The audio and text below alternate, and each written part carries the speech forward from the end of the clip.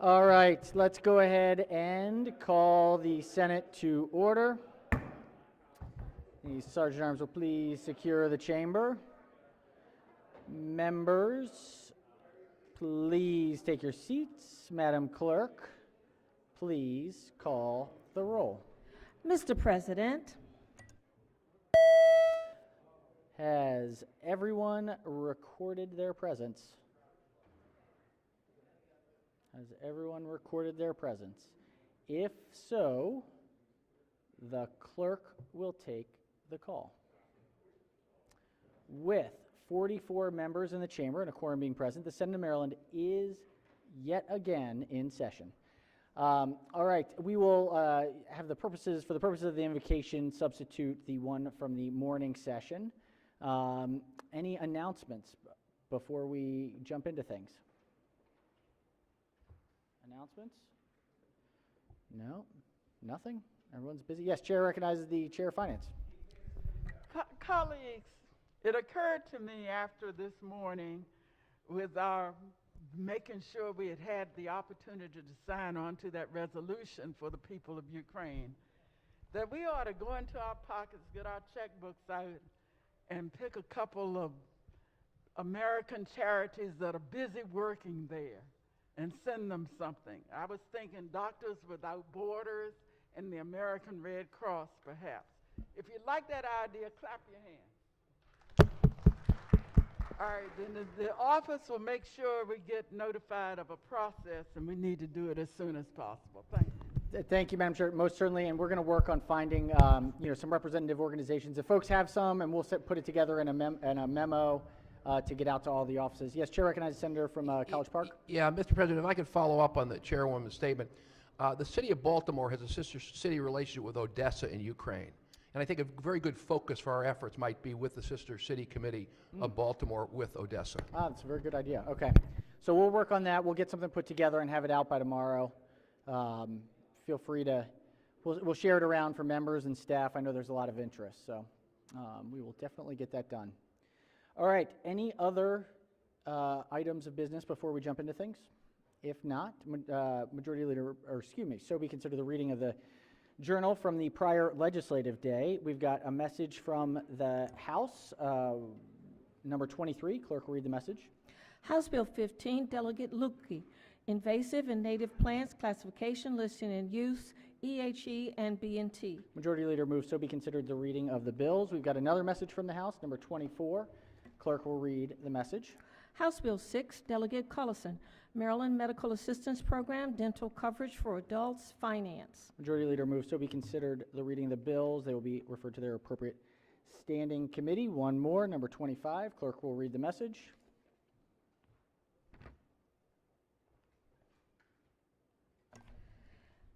House Bill 417, the Speaker, Employees Retirement and Pension System, Reemployment Earnings Limitation, COVID-19 Exemption. This is an emergency bill. All right, Majority Leader moves so be consider the reading of the bills. They will be referred to their appropriate standing committee. I think we've gotten more bills from the House in the last 48 hours than we have in the 68 days of session. So we'll see how that goes. We'll see how it goes. All right, we've got a laid over bill. This is number 42. Clerk will read the bill. Senate Bill 704, Senator Heddleman, Conditions of Pretrial Release, Home Detention Monitoring, Alterations and Extension. Question is on the adoption of the committee amendments and the favorable report. All right, Senators, this we are on the three committee amendments. Any discussion on the amendments? If not, all in favor of the amendment, say aye. Opposed, nay. The ayes have it. The three committee amendments are adopted. Question now is on the amended report. Any discussion? Chair recognizes the Minority Leader on the report. Yeah, I'm going to talk a little about the bill, but I also have amendment, and I just was able to give it to her because they were late coming over, so I don't know if we need to have her time to look at it, but the conditions of pretrial release are interesting and complex, and who pays for it should be a worthy discussion, but I want to take it a step higher. At a 30,000 foot, who should be out on pretrial release or home detention specifically? And the question comes down to judges' discretion, that they can let them out or not let them out. And they look at all the facts and then they determine it. Unfortunately, we have many judges and many different results on that, and that's why I'm opposed to giving judicial discretion in this area. I have an amendment to deal with that, but again, if she needs more time to look at the amendment, we can push. All right, so let's take up the report, on the amended report. Any discussion on the report? If not, all in favor of the report say aye, opposed nay. The ayes have it. The favorable committee report as amended is adopted. Minority Leader has an amendment to the bill. Let's get that loaded up so we have something in front of us.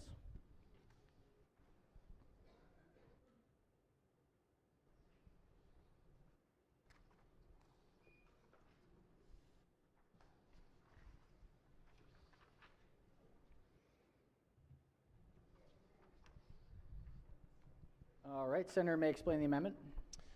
As I mentioned to the body earlier, I sat on JPR for 4 years as a non-lawyer, got to learn a lot of things. One of the things that came up was limiting judicial discretion, whether mandatory minimums or pretrial. For those on JPR, you know that you get fierce opposition from the ACLU, public defenders, even the judiciary opposes that.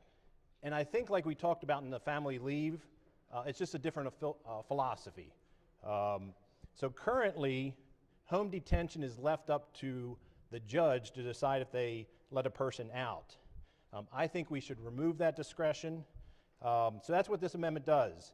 It takes home detention off the table and out of the hands of judges for a whole host of serious crimes. Now, I've sat on JPR and I've heard the arguments. There's the defendant or the charged have a presumption of innocence, and I understand that. And each case is different. One size doesn't fit all, and it hurts families because the defendant's not there to make money and so forth. But not all judges are the same, and that's why I oppose giving discretion in this area. If we get it not quite right this time, we can come back next year and change it.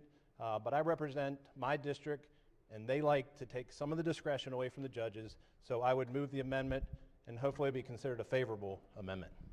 All right, Senator moves the amendment. Let's hear from the floor leader on the amendment. Thank you very much. I would urge the body to resist this amendment.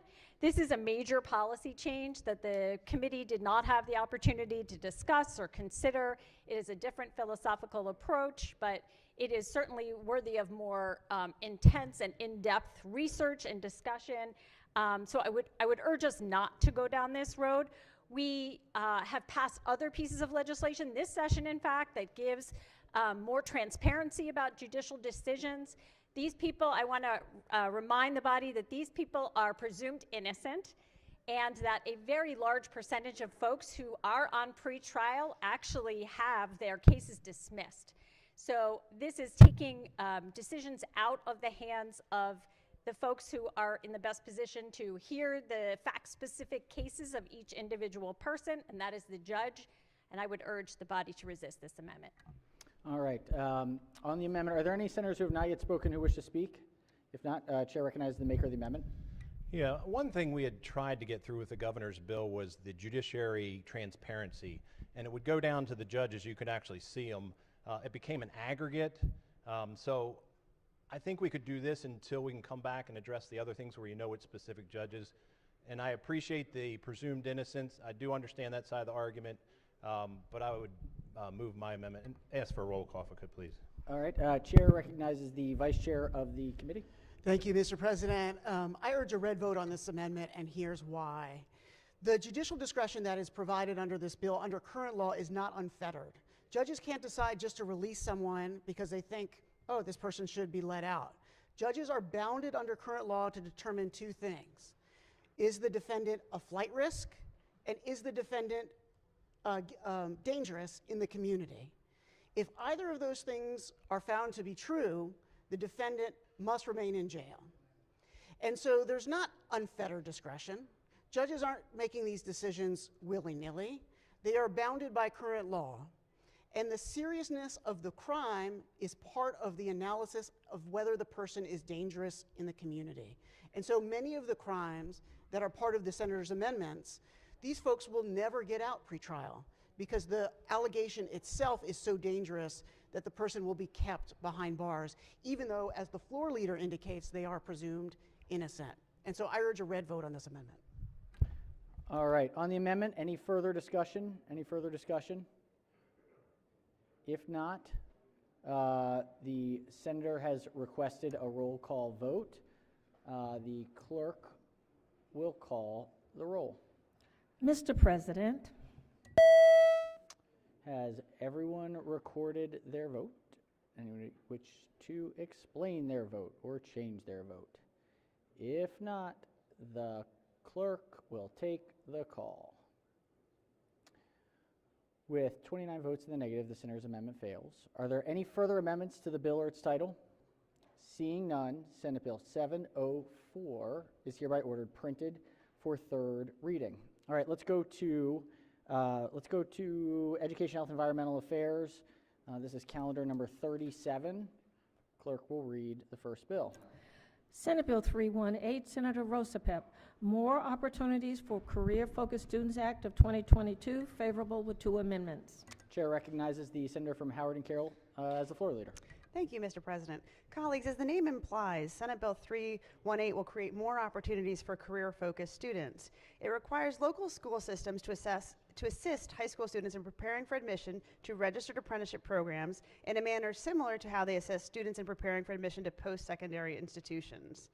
Specifically, if a local board of education uses a platform, they must provide either the student or parent with an option to opt in to the release of the student's personal information to apprenticeship sponsors and employees registered with the state.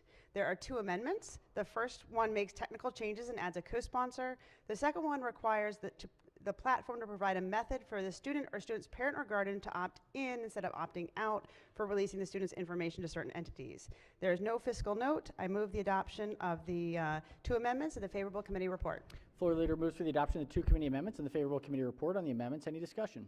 If not, all in favor of the amendment say aye. Opposed, nay. The ayes have it. The 2 committee amendments are adopted. Question now is on the favorable report as amended. Any discussion? If not, all in favor of the report say aye. Opposed, nay. The ayes have it. The favorable committee report as amended is adopted. Are there any further amendments to the bill or its title? Seeing none, Senate Bill 318 is hereby ordered printed for third reader. Clerk will read the next bill. Senate Bill 920, Senator King, Early Childhood Development Child Care Scholarship Program, alterations, favorable with 2 amendments. Chair recognizes the senator from Baltimore City as the floor leader. Thank you, Mr. President. This bill alters a scholarship program that we have for child care by ensuring that, by allowing individuals and families to receive child care services presumptively. One of the challenges has reported to us that there's been taken some time for individuals to become eligible. So this alteration allows for child care to happen, for the scholarship to be awarded while they are waiting to be approved. The First Amendment is technical. The Second Amendment prohibits MSDE or the comptroller from seeking reimbursement or repayment provided to the individual during the presumptive eligibility period. The second one, it strikes the Guaranteed Access Grant Program from this portion of the bill. It also, to address the issue around payments, there's also been some of the providers have reported to us that there has been some trouble with getting their payments on time. So the next 2 amendments, or rather portions of the amendment, require MSDE to notify the comptroller within 9 days after receipt of a child care invoice. And then it also requires the comptroller to pay the child care provider invoice within 6 days. I ask for the adoption of the 2 committee amendments and the favorable committee report. Floor leader moves for the adoption of the 2 committee amendments and the favorable committee report. On the amendments, any discussion? If not, all in favor of the amendment say aye. Opposed, nay. The ayes have it. The 2 committee amendments are adopted. Question now on the amended report. Any discussion?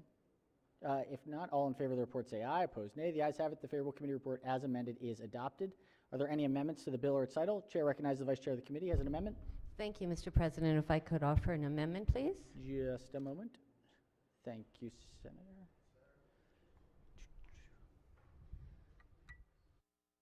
Would you like me to wait or start talking about it? Give us just a moment to get it up on the board. Absolutely. All right, Senator may explain the amendment.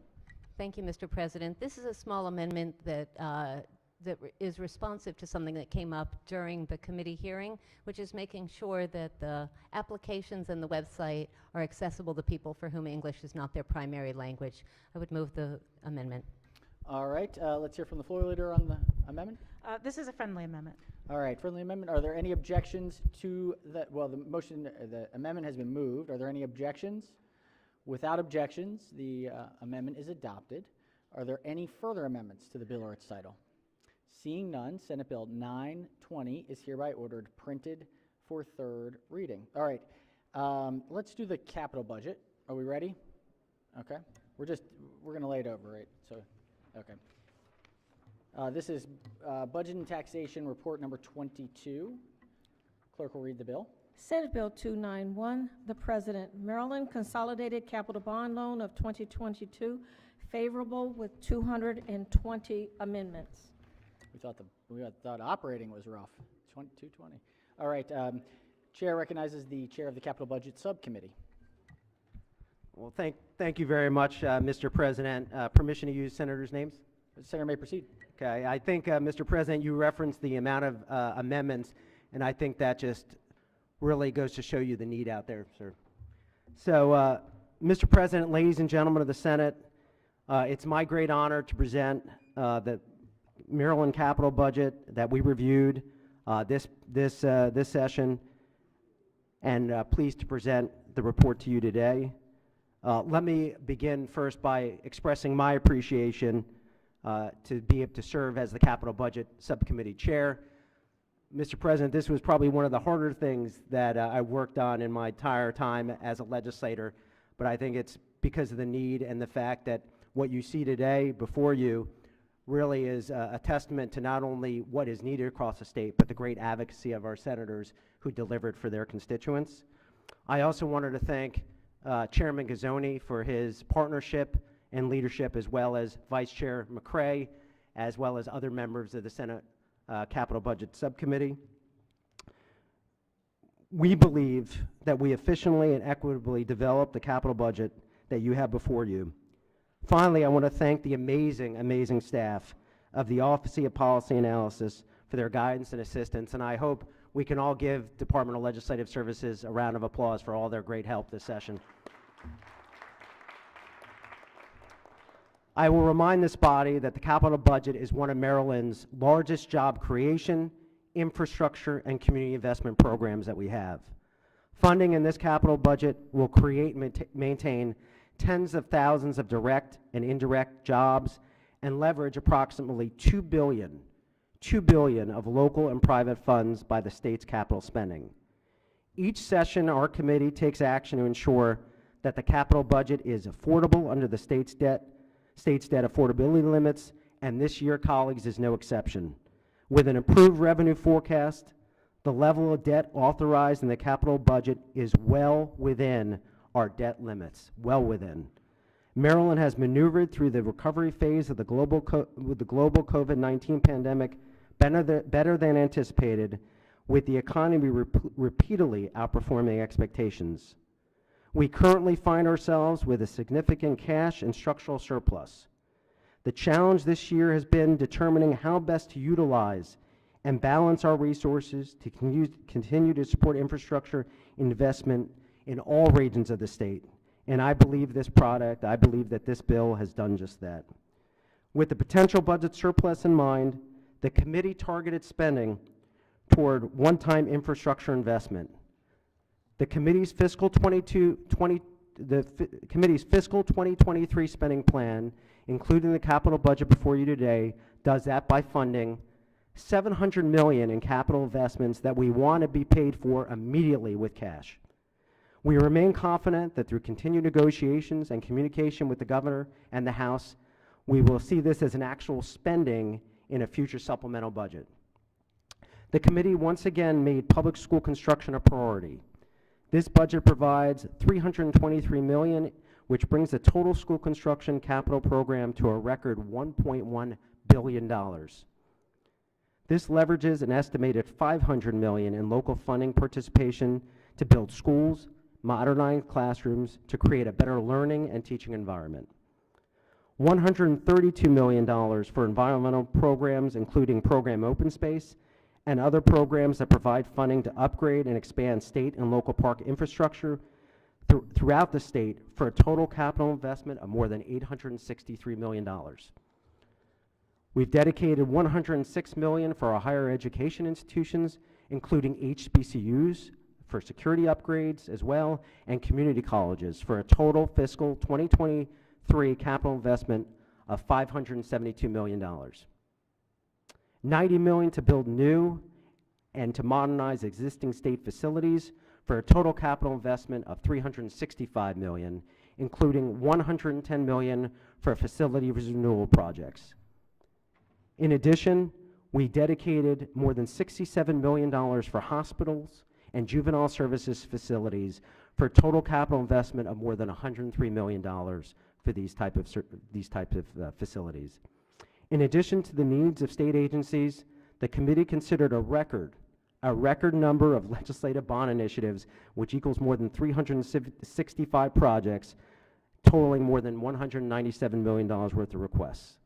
The capital budget before you includes $25 million in new Senate projects and a $25 million placeholder for House-elected legislative bond initiatives that represent an infusion of capital funds to stimulate investment at the local level.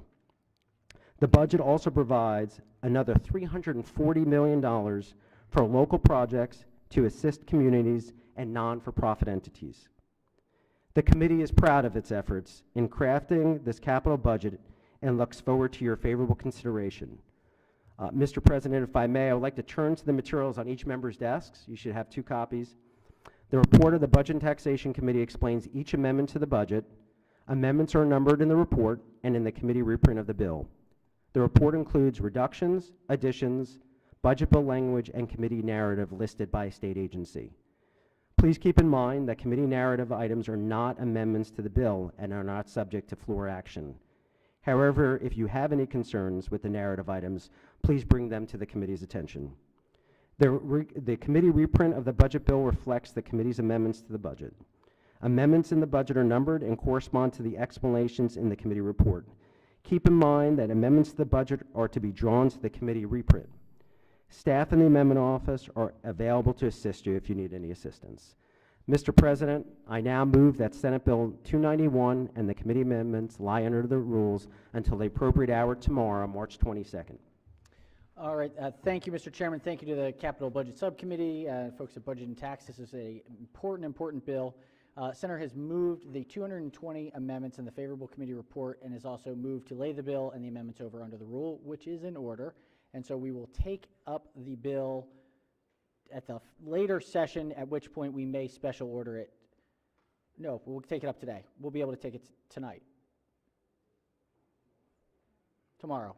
It'll come back up. We'll lay it over. It'll come back up. We'll special order it until tomorrow. All right. It was a bit of a, make sure we're getting all the right steps here. All right. Thank you, Mr. Chairman, and onwards we go. Let's go to the Finance Committee. We've got report number 17.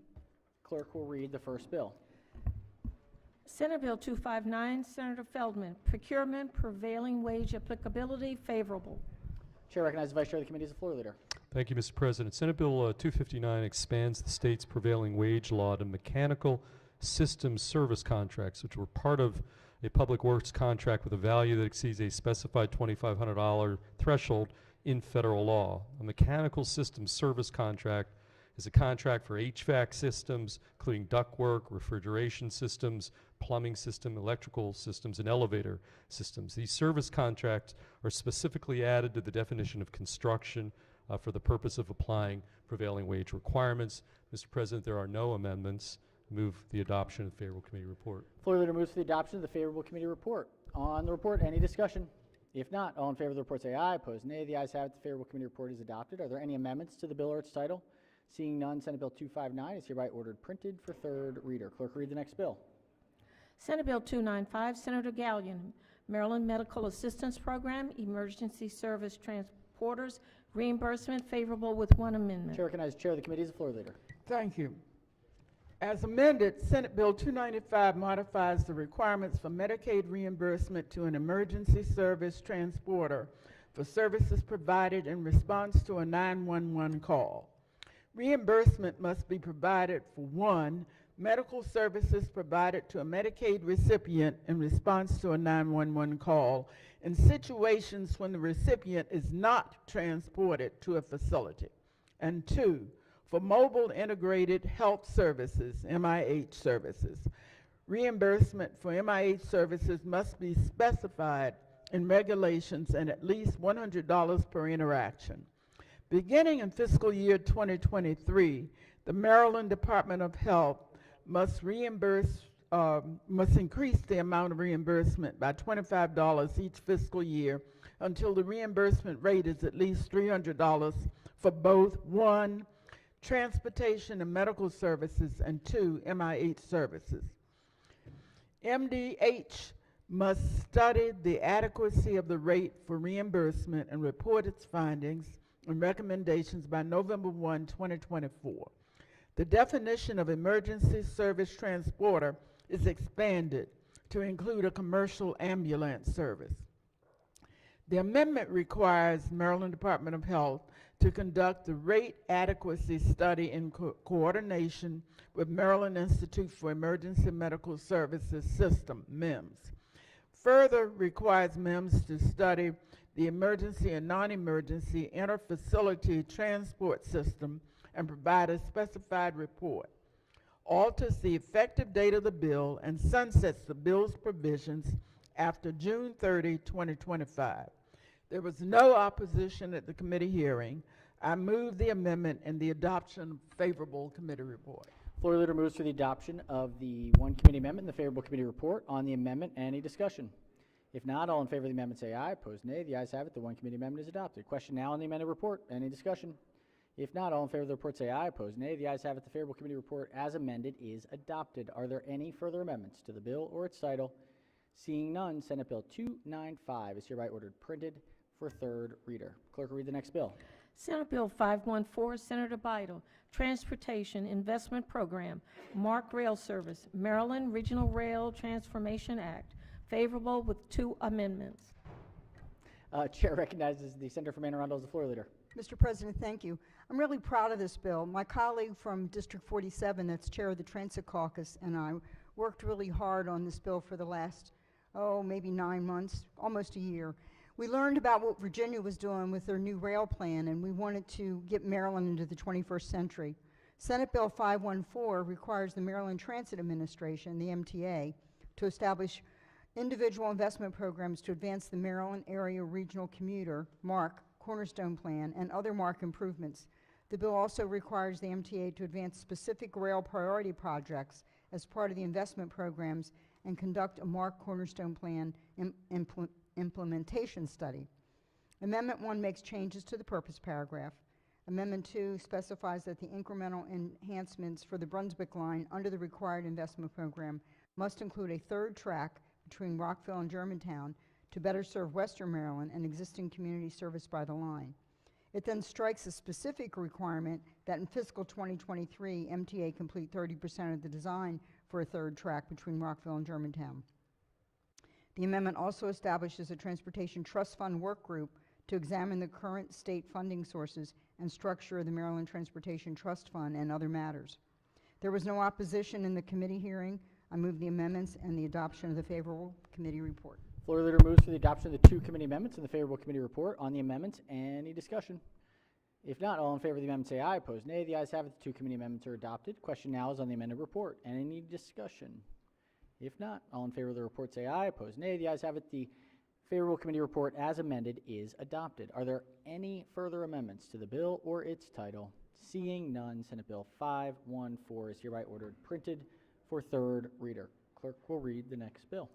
Senate Bill 828, Senator Klossmeyer, Family Investment Program, Eligibility, Work Experience, Community Service and Reports, Alterations, favorable with 2 amendments. Chair recognizes the bill sponsor as the floor leader. Thank you, Mr. President and members of the Senate. Senate Bill 828 requires the Department of Human Services to allow an applicant or recipient in the Family Investment Work Program to meet the work activity required requirement through work experience and community service, and establishes minimum work activity hours for individuals receiving temporary cash assistance. The department may not reduce assistance if the FIP participant is meeting the minimum work activity participation requirement and participating in the work activity for less than 40 hours per week. Amendment number 1 is technical. Amendment number 2 strikes requirements when reporting the work participation rate and verification of work hours specified in the bill to the federal government, because the requirements conflict with existing reporting requirements, and strikes the various requirements for work sites used for work experience because of the limited nature of these work sites to assist FIP participants. There was no opposition at the committee hearing, and I move the amendments and the adoption of the favorable committee report. All right, floor leader moves for the adoption of the 2 committee amendments and the favorable committee report. On the amendments, any discussion? If not, all in favor of the amendment say aye. Opposed, nay. The ayes have it. The 2 committee amendments are adopted. Question now is on the amended report. Any discussion? If not, all in favor of the report say aye. Opposed, nay. The ayes have it. The favorable committee report as amended is adopted. Are there any further amendments to the bill or its title? Seeing none, Senate Bill 828 is hereby ordered printed for third reader. All right, let's go to calendar, oh, they keep coming. Calendar 18 from Finance. Clerk will read the bill. Senate Bill 518, Senator Augustine, Career Pathways for Healthcare Workers Program, favorable with 1 amendment. Chair recognizes the bill sponsor as the floor leader. Thank you, Mr. President. Colleagues, we know that we have just been suffering in this COVID pandemic, and we've had a nursing crisis and pandemic that's gone along with it through the state and the country. And it's just been an all-hands-on-deck type of situation to deal with it. And this is another tool in that process. So Senate Bill 518 establishes the Career Pathways for Healthcare Workers program located in the Maryland Department of Labor. The purpose of the program is to provide matching grants to hospitals or nursing homes that pay for training programs attended by healthcare workers. The training programs are intended to be provided for healthcare workers by a historically black college or university or a community college. Matching grants are limited to $50,000, and there is also a $1 million mandated appropriation for the program. The amendment specifies that identified training programs are consistent with labor market needs, specifies that grant funds are training that was completed by the healthcare worker, requires that wage increase information be given to interested healthcare workers, strikes a wage increase amount, and specifies that a wage increase be consistent with market trends, and provides that the grant funds pass through to a specified fund based on certain bargaining agreements. I move the amendments and the adoption of the favorable committee report. Floor leader moves for the adoption of the 1 committee amendment and the favorable committee report. On the amendment, any discussion? If not, all in favor of the amendment say aye. Opposed, nay. The ayes have it. The 1 committee amendment is adopted. Question now on the amended report. Any discussion? If not, all in favor of the report say aye. Opposed, nay. The ayes have it. The favorable committee report as amended is adopted. Are there any further amendments to the bill or its title? Seeing none, Senate Bill 518 is hereby ordered printed for third reader. Let's do the budget and tax calendar that just came through here, number 23. Clerk will read the first bill. Senate Bill 9, Senator West, Procurement, Minority Business Enterprises, Qualification and Certification, favor with 2 amendments. Chair recognizes the senator from Prince George's as the floor leader. Thank you, Mr. President. Senate Bill 9 was introduced to make changes to the MBE certification process. The committee amended the bill, so as amended, Senate Bill 9 now requires the certification agency, which is MDOT, to study and report on recommendations to streamline the process for certification of MBEs. The bill also requires certain entities to provide information necessary to assess the needs for remedial measures at the request of the certification agency. Mr. President, I move the 2 committee amendments and the adoption of the favorable committee report. Floor leader moves for the adoption of the 2 committee amendments and the favorable committee report. On the amendments, any discussion? Any objections? I forgot to say, we also added sponsors to the bill, Mr. And President. sponsors on these 2 amendments. Any objections? Without objections, the committee amendments are adopted. On the amended report, any discussion? If not, all in favor say aye. Opposed, nay. The ayes have it. The favorable committee report as amended is adopted. Are there any further amendments to the bill or its title? Seeing none, Senate Bill 9 is hereby ordered printed for third reader. Clerk, read the next bill. Senate Bill 250, Senator Hayes, State and Local Procurement Payment Practices, favorable with 2 amendments. Chair recognizes the Vice Chair of the Committee as the floor leader. Thank you, Mr. President.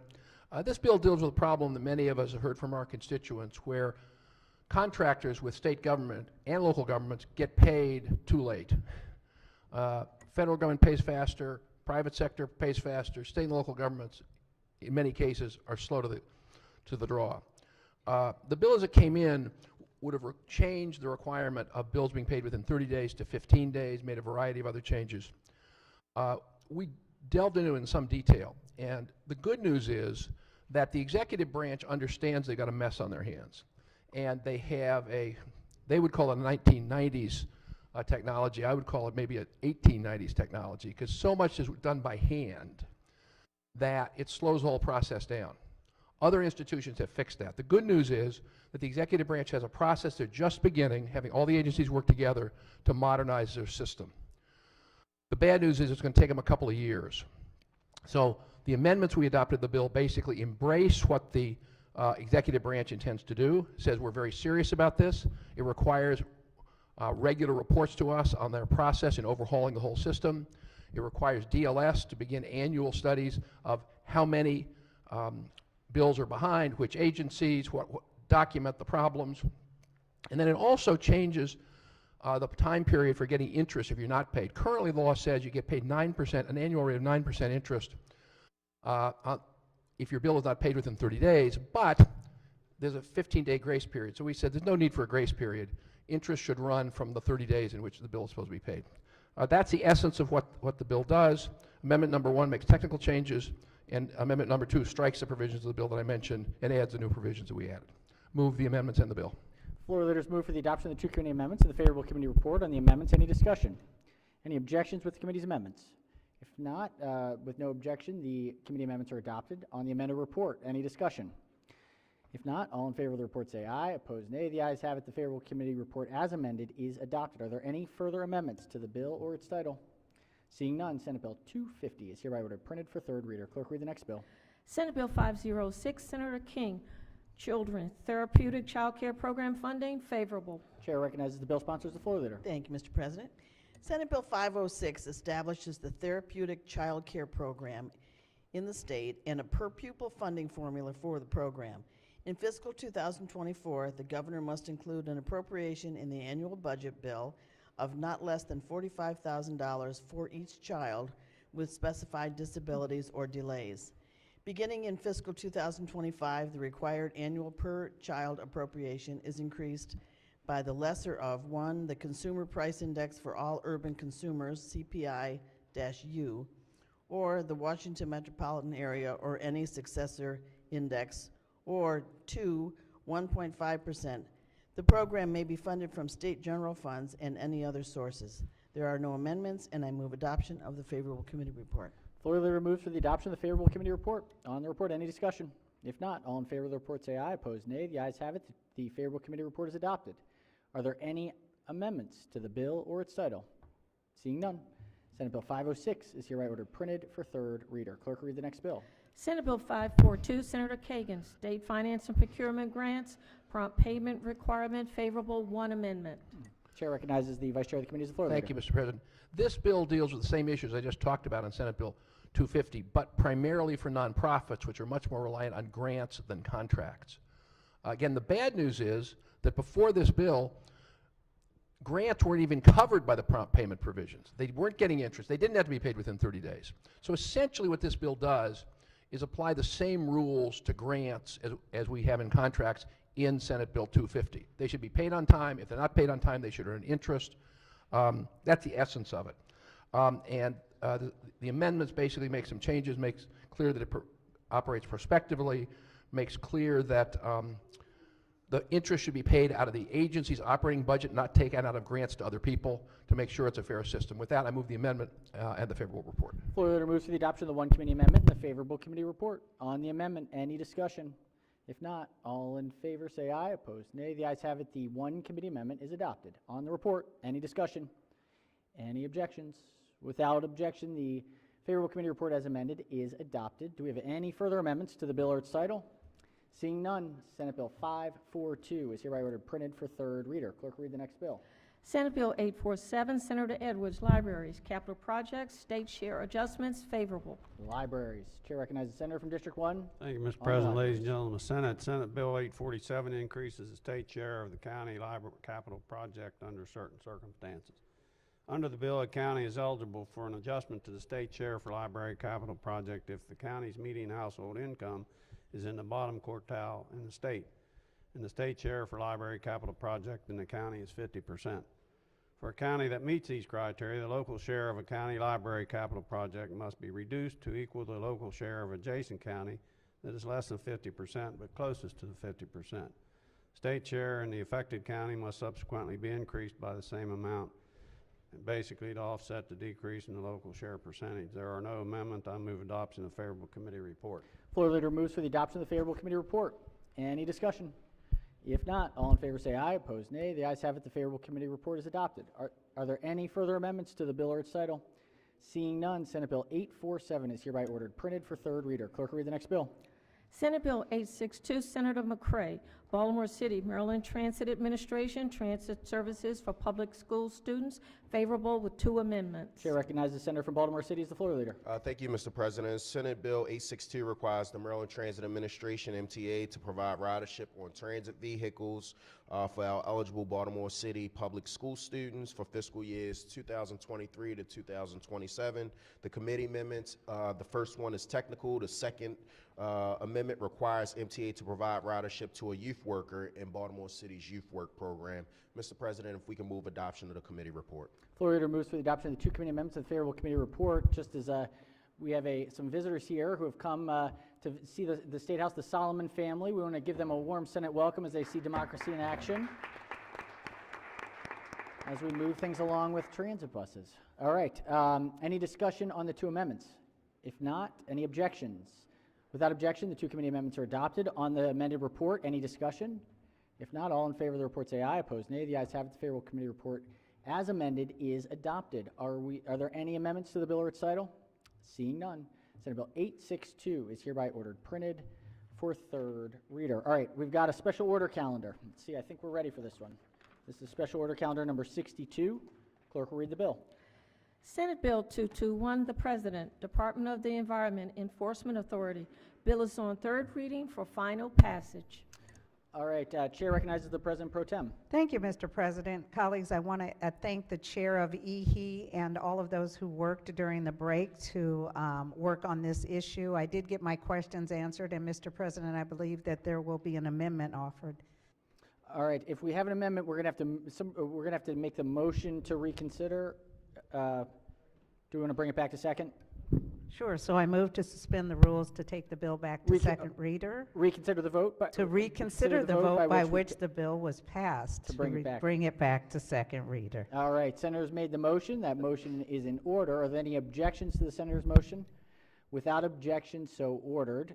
Senate Bill 221 is now again on second reader, open to amendment. Chair recognizes the Senator from the 42nd District. Thank you, Mr. Has President. amendment? I have an amendment to offer to the bill. All right, the clerk will collect the amendment. Excuse me. Give us just a moment. I want to make sure we get this one right.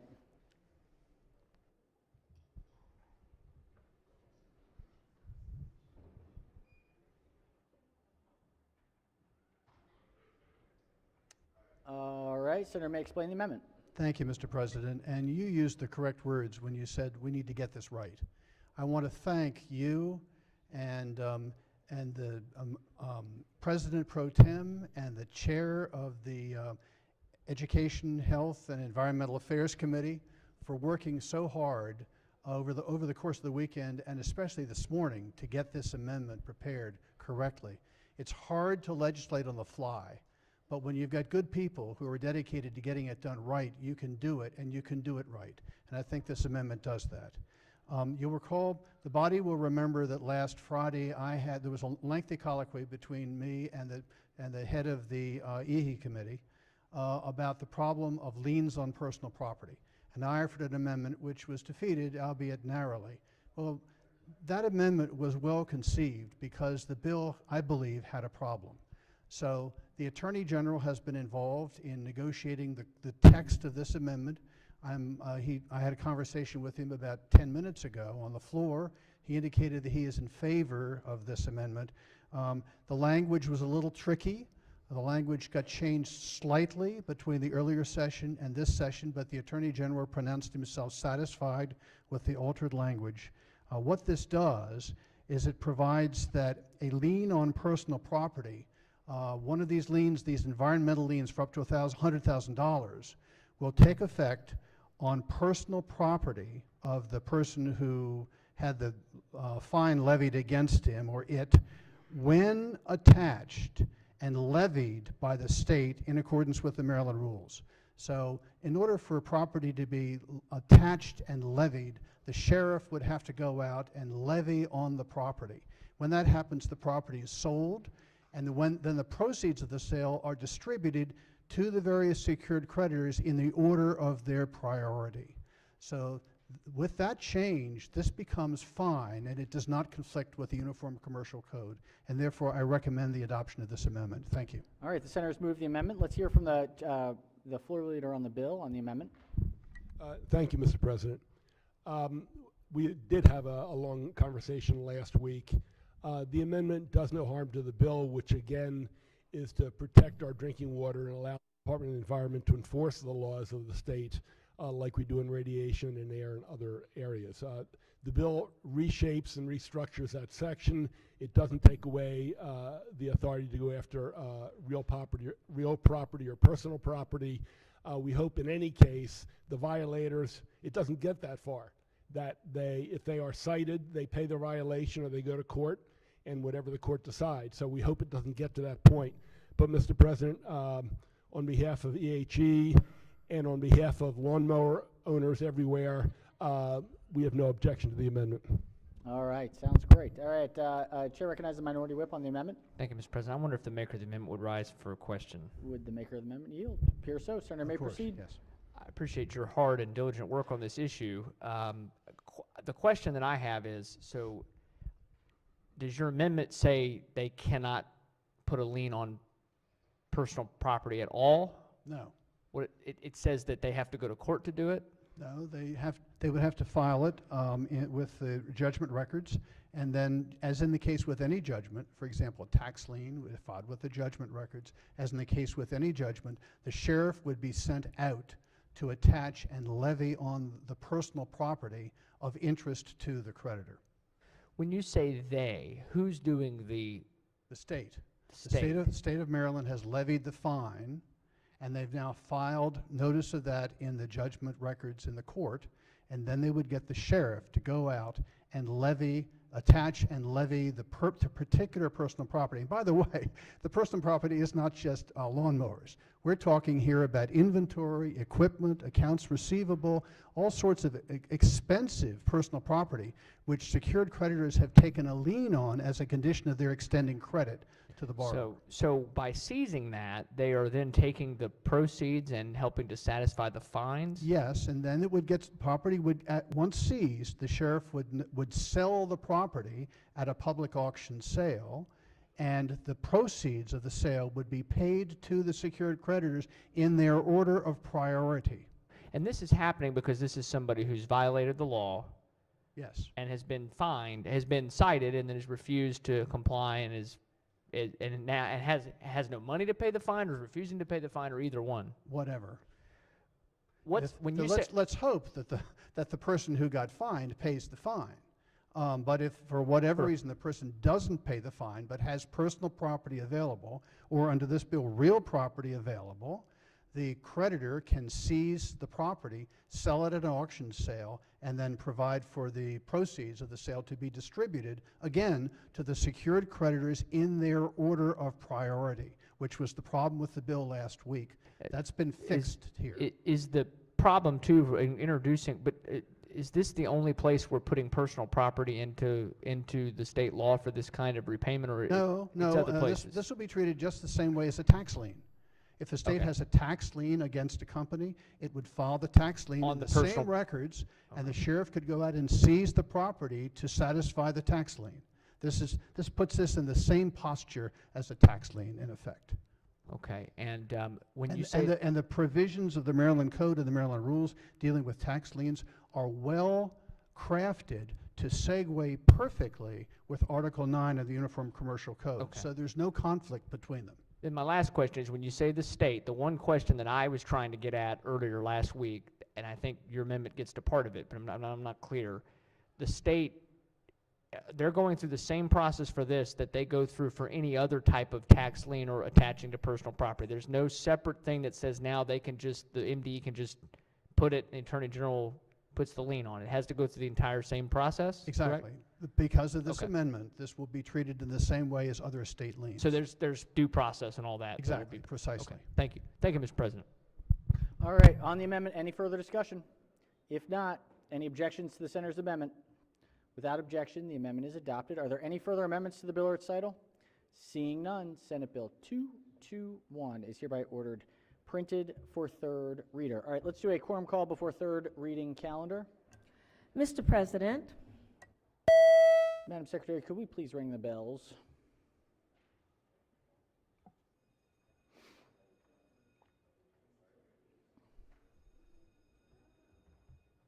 All right, has everyone recorded their presence? If so, the clerk will take the call. With 46 members in the chamber and a quorum being present, the Senate of Maryland remains in session. We are on Senate third reading calendar number 55. Clerk will read the first bill. Senate Bill 453, Senator McCray, Economic Development, Maryland Makerspace Initiative Program. Senate Bill 453 is on third reader for final passage. Any discussion? If not, the clerk will call the roll. Mr. President, Has everyone recorded their vote? Anyone wish to change their vote, explain their vote? If not, the clerk will take the call. With 46 votes in the affirmative, Senate Bill 453, having received a constitutional majority, is declared passed. Clerk will read the next bill. Senate Bill 696, Senator Bido, Maryland Loan Assistance Repayment for Nurses and Nursing Workers, Program Establishment and Funding. Senate Bill 696 is on third reader for final passage. Any discussion? If not, clerk will call the roll. Mr. President, Has everyone recorded their vote? Anyone wish to change their vote, explain their vote? If not, the clerk will take the call. With 46 votes in the affirmative, Senate Bill 696, having received a constitutional majority, is declared passed. Clerk will read the next bill. Senate Bill 782, Senator Hester, Work Group on the Post-COVID-19 Crisis Economic Transition. Senate Bill 782 is on third reader for final passage. Any discussion? If not, clerk will call the roll. Mr. President, Has everyone recorded their vote? Anyone wish to change their vote, explain their vote? If not, the clerk will take the call. With 46 votes in the affirmative, Senate Bill 782, having received a constitutional majority, is declared passed. Clerk will read the next bill. Senate Bill 852, Senator Carter, Education School Personnel Training. Senate Bill 852 is on third reading for final passage. Any discussion? If not, clerk will call the roll. Mr. President, Has everyone recorded their vote? Anyone wish to change their vote, explain their vote? If not, the clerk will take the call. With 46 votes in the affirmative, Senate Bill 852, having received a constitutional majority, is declared passed. Clerk will read the next bill. Senate Bill 917, Senator Augustine, Healthcare Facilities, Health Services Cost Review Commission User Fee Assessment. Senate Bill 917 is on third reader for final passage. Any discussion? If not, clerk will call the roll. Mr. President, Has everyone recorded their vote? Anyone wish to change their vote, explain their President. vote? Chair recognizes minority whip on the... Just to explain my vote on this bill, there's good testimony on Health Services Cost Review Commission. There's also another bill about a different commission and some of the costs and things of that nature. I just thought it was not a good idea to raise any kind of fees or taxes on healthcare facilities, hospitals, as we're coming out of this this mess we've been in. You know, I understand assessments have to happen for services that are done within the system, but we've had a bad history in the state of taxing hospitals, overtaxing hospitals for a while to help balance our budget many years ago. So I try to always watch out for this stuff. So it's a fee increase. So I voted no. Thank you, Senator. Any further senators wish to explain their votes? If not, clerk will take the call. With 29 votes in the affirmative, Senate Bill 917, having received a constitutional majority, is declared passed. All right, calendar 56, clerk will read the first bill. Senate Bill 44, Senator West, Crimes, Unattended Dogs, Extreme Weather Conditions, and Heat. All right, Senate Bill 44 is on third reader for final passage. Any discussion? If not, the clerk will call the roll. Mr. President, Has everyone recorded their vote? Anyone wish to change their vote, explain their vote? If not, the clerk will take the call. With 46 votes in the affirmative, Senate Bill 44, having received a constitutional majority, is declared passed. Clerk, read the next bill. Senate Bill 234, Senator Jackson, Public Schools, Purple Star Schools Program Establishment. Senate Bill 234 is on third reader for final passage. Any discussion? If not, clerk will call the roll. Mr. President, Has everyone recorded their vote? Anyone wish to change their vote, explain their vote? If not, the clerk will take the call. With 46 votes in the affirmative, Senate Bill 234, having received a constitutional majority, is declared passed. Clerk, read the next bill. Senate Bill 884, Senator Watson, driver's licenses, suspension for child support average exception. Senate Bill 884 is on third reader for final passage. Any discussion? If not, clerk will call the roll. Mr. President, Has everyone recorded their vote? Anyone wish to change their vote, explain their vote? If not, the clerk will take the call. With 46 votes in the affirmative, Senate Bill 884, having received a constitutional majority, is declared passed. Clerk will read the next bill. Senate Bill 956, Senator Watson, criminal law, threats to public officials. Senate Bill 956 is on third reader for final passage. On the bill, Chair recognizes the Vice Chair of the committee. On the bill, I wonder, Mr. President, if we could hold this over, lay it over for the third session this evening. I have a couple of questions. It'd be a special order. Question is on special order. Let's check with the floor leader. Any objections from the floor leader? No objection. All right, no objections. Any objections to the senator's motion? Without objection, the bill will be special ordered to the appropriate time later today. Well, senators, the desk is clear.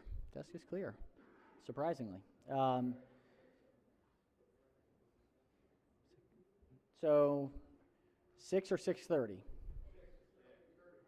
All right, we'll do this. We're going to take a straw poll. Green will be 6, red will be 6:30. What do we think? Can we all right, are we ready? Mr. President? Yes, How long Chair. how long a session are you projecting? Will there be much work? It doesn't look like it's going to be very late. I mean, knock on wood. Things can always change, but.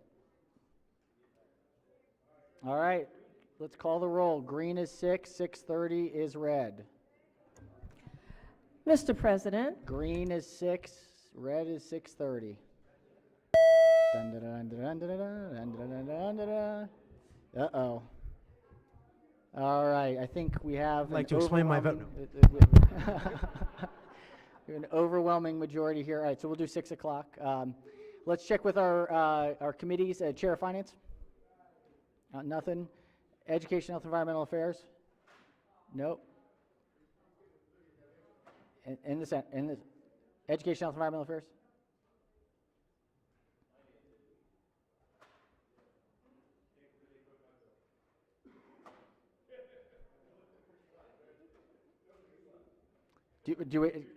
Any meeting in between? No. Okay. Well, here, budget and tax. Let's just go back to the committee right now, and that way you can have dinner and not have to worry about it. I think we can be done by 5 at the latest. All right, so call it 4:25-ish. All right. Judicial proceedings. Let's go back to the committee. Let's go back at 4:30 just for a quick check-in. All right, and JPR, the time to arrive is 5:30. 5:30 for JPR. Everyone else is 6. 5:30 for JPR. All right.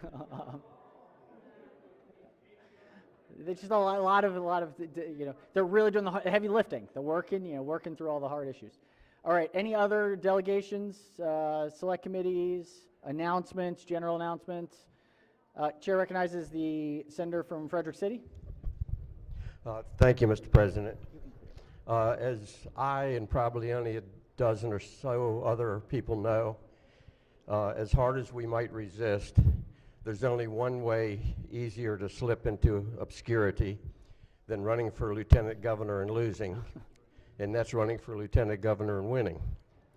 And one of those who did not get along with his governor too well and only served one term who was basically, probably only a couple people in here other than myself knew him, was basically a decent and nice guy, but he just passed away. And I would like that we might adjourn today in memory of Lieutenant Governor Sam Bogley. Sam Oakley? Bogley. Boatley, of course, Boatley. Do we have that? Sam Boatley, okay. Excellent. All right, anything else? Anything else for the good of the order? If not, let's do a quorum call before we adjourn. Mr. President, Has everyone recorded their presence? If so, the clerk will take the call. With 45 members in the chamber and a quorum being present, the Senate of Maryland remains in session. Chair recognizes the Majority Leader. Thank you, Mr. President. I move the Senate of Maryland stand adjourned until 6 o'clock p.m. this evening in honor of Sam Bogley. Without objection, so ordered. See you all at 6 o'clock.